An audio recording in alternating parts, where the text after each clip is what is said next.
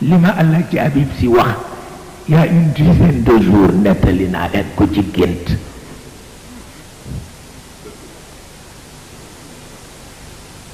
maa ngi ko gis ci mbooloo mu bare ñu ngi xeex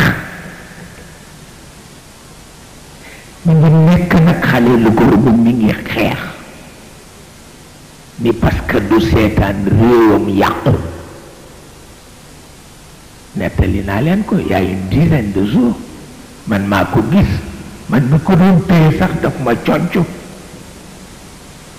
pour wax la ni réew mi réewu kilifa la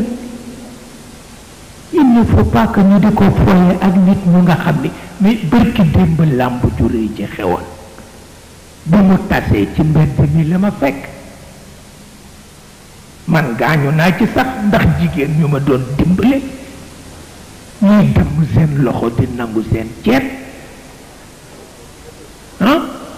di leen gaañ mais bu fekkee daje yi bu tasee pour loolu la daf ko jarati fekk jigéen ñi néew doole ñu jàpp seen caq yi dagg ko jam leen paaka nangu seen bracelet kooku kon jar na ñu bañ dajeeti ba pour fo parce que fo boo ci jógee da nga war a dem sa kër ak jam waaye ñuy dagg sa ceen di dagg sa bracelet di la gaañ ci paaka te yow jigéen nga amuloo ku la protéger mais kooku amul tur kooku amul tur